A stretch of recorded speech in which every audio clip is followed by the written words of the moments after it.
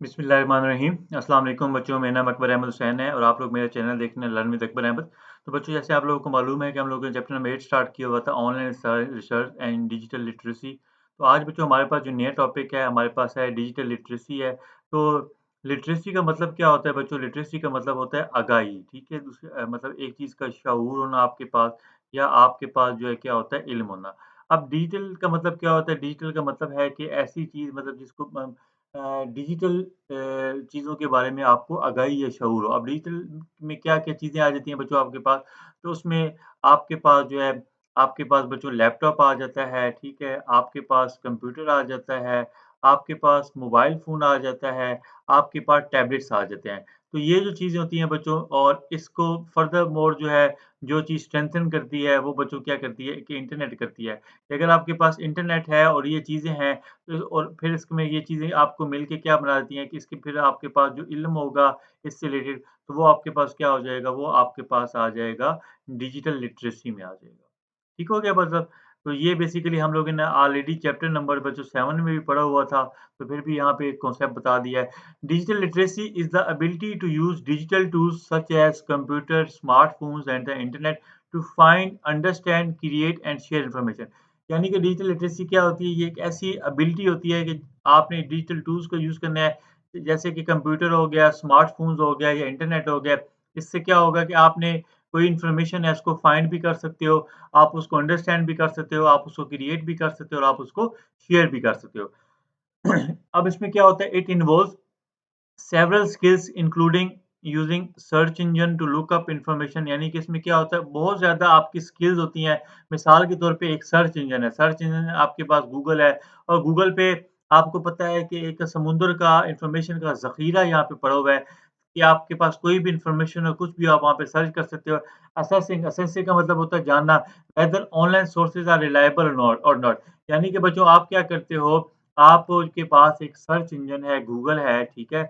और आप जब गूगल पे कोई चीज़ आप सर्च करते हो, ठीक है? यानी कि आपने कोई भी चीज़ वहाँ पे टाइप की है, तो वहाँ पे क्या होता है कि आपको उसकी बेतहाशा जो है वो क्या होता है पेजेज़ ओपन होके नज़र आ जाते हैं और नीचे क्या होता है इंडेक्सिंग बनी होती है 1, 2, 3 सो ऑन, ठीक है? तो ये क्या होता है, ये आपके पास एक इन्फॉर्मेशन का ज़ख़ीरा होता है और इस इन्फॉर्मेशन के ज़ख़ीरे से आपने एसेस करना होता है कि आपकी इन्फॉर्मेशन जो है वो रिलायबल है या नहीं है, ठीक है?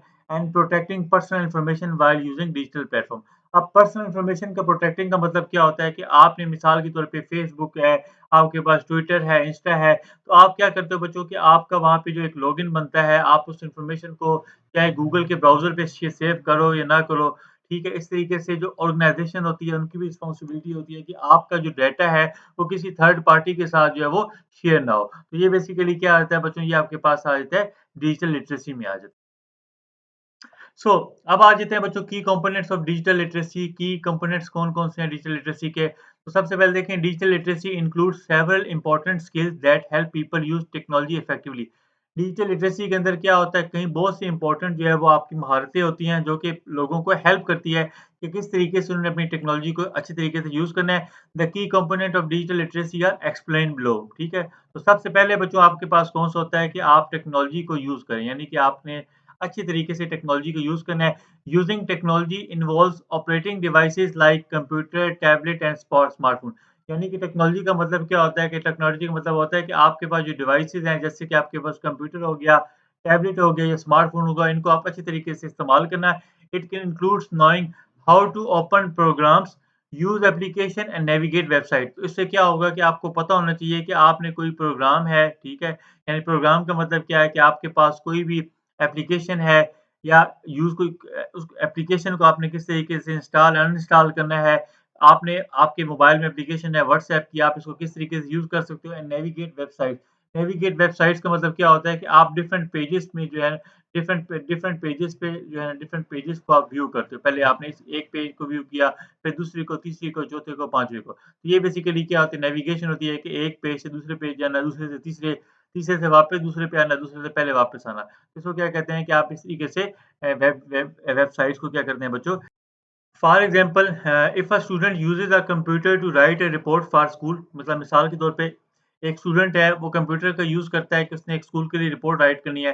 तो उसमें क्या होगा they need to know how to use word processing software. यानी कि आपके पास बेसिकली क्या होता है बच्चों, आपके पास एक माइक्रोसॉफ्ट का एमएस वर्ड होता है, तो बेसिकली क्या होगा कि इस बच्चे को जो है एमएस वर्ड को यूज़ करना आना चाहिए कि किस तरीके से वहाँ पे टाइपिंग की जाती है और किस तरीके से इसके अंदर फ़ॉर्मेटिंग की जाती है, ठीक है? तो ये बेसिकली क्या होता है कि अगर आपके पास एक टेक्नोलॉजी है, तो आप उस टेक्नोलॉजी को यूज़ कैसे करेंगे ताकि वो आपके लिए जो है बच्चों क्या हो जाए, फ्रूटफुल हो जाए। ठीक हो गया बच्चों? अच्छा, इसी तरीके से बच्चों दूसरा आपके पास आ जाता है कि आप इन्फॉर्मेशन को किस तरीके से सर्चिंग करते हो, ठीक है? तो सर्चिंग फॉर इन्फॉर्मेशन इन्फॉर्मेशन की जो सर्चिंग है, searching for information means using search engine to find data on the internet यानी कि आपके पास कोई भी इन्फॉर्मेशन है, यानी कि मैं आपको कहता हूँ या टीचर आपको कहता है कि बच्चों आपने कल मुझे जो है ना आर्टिफिशियल इंटेलिजेंस के बारे में बताना है। तो आप क्या करते हो? आप बच्चों सबसे पहले गूगल पर आते हो, सर्च इंजन यहाँ पे बेसिकली आपके पास गूगल भी हो सकता है, याहू भी हो सकता है, फायरफॉक्स मोज़िला भी हो सकता है, एज भी हो सकता है। तो आप आके इसको क्या करते हो वहाँ पे आके आर्टिफ़िशियल इंटेलिजेंस को सर्च करते हो, तो उससे रिलेटेड जो भी आपको डाटा है वो आपको इंटरनेट पे क्या हो जाएगा, मिल जाएगा, ठीक है? This skills include entering relevant keyword. अब देखिए ना आर्टिफ़िशियल इंटेलिजेंस क्या है, एक रेलेवेंट कीवर्ड था। इससे क्या हो जाएगा कि आपका जो रिज़ल्ट है वो और अच्छे तरीके से बेहतर आपको जो है वो रिज़ल्ट आपके लिए आएगा, ठीक है? And refining search result to locate useful information. तो इस तरीके से क्या होगा कि बच्चों आपके अगर रेलेवेंट कीवर्ड्स आप जब सर्च इंजन पे लगाओगे तो उससे क्या होगा कि आपकी जो इन्फॉर्मेशन होगी उसको लोकेट करने में वो आपके लिए काफ़ी जो है बच्चों क्या हो जाएगी यूज़फुल इन्फॉर्मेशन होगी। ठीक हो गया बच्चों? तो ये बेसिकली ये होता है कि जब आपने टेक्नोलॉजी को यूज़ करना है, तो फिर आपने जो इन्फॉर्मेशन सर्च करनी है उसके लिए फिर आपको रेलेवेंट कीवर्ड्स जो हैं बच्चों उसका भी पता होना चाहिए कि आप उसको किस तरीके से बच्चों आप लोग क्या करते हैं, आप उसको यूज़ करते हैं। ठीक है? सो अब इसकी एग्जांपल क्या है बच्चों? Farmer in Punjab want to learn about new crop irrigation method यानी कि जो पंजाब के किसान हैं वो चाहते हैं कि जी हमें नए से नए इरिगेशन के मेथड पता चले फसलों को उगाने के लिए। तो वो क्या करें दे यूज़ गूगल, गूगल आपके पास एक सर्च इंजन है to search for terms like modern irrigation technique for wheat. तो ये देखें ये कितना सूटेबल जो है एक कीवर्ड था। इससे क्या हो जाएगा कि आपको बड़ा अच्छे फ्रूटफुल रिजल्ट जो है वो आपको गूगल जो है वो आपको प्रोवाइड करेगा, ठीक है? अब तीसरा पॉइंट क्या आता है कि इवैल्यूएटिंग सोर्सेज़ यानी कि जो-जो सोर्सेज़ हैं, उनसे आपने इवैल्यूएट करना है मतलब आपके पास जो इन्फॉर्मेशन आती है, उसको कन्फर्म करना है, क्या वो ऑथेंटिकेट है, क्या वो रिलायबल सोर्सेज़ से आ रही है या नहीं। Evaluating sources involves checking if the information you find online is reliable यानी कि आपने जो सोर्सेज़ को इवैल्यूएट करना है, उस इन्फॉर्मेशन को चेक करना है, क्या जो ऑनलाइन है, वो क्या रिलायबल है।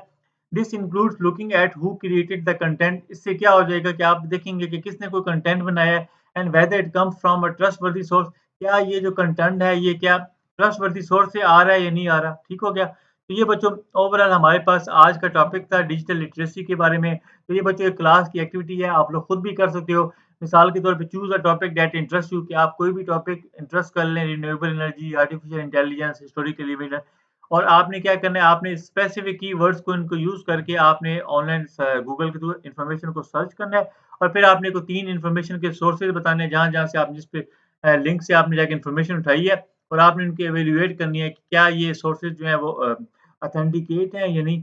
उसके बाद आपने क्या करना है, एक कोई छोटी-सी समरी जो है वो आप वर्ड में बना लें, ठीक है? उसमें आप इसके लिंक्स जो हैं वो क्या कर देंगे, आप इनके अटैच कर देंगे, ठीक है? तो ये क्लास एक्टिविटी थी, आप लोग खुद भी कर सकते हो, उसमें कोई इतनी मुश्किल वाली बात नहीं है।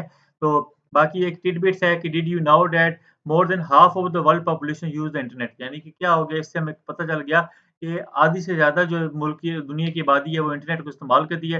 With so much information available यानी कि काफ़ी ज़्यादा हमारे पास मालूमात जो है वो मौजूद है।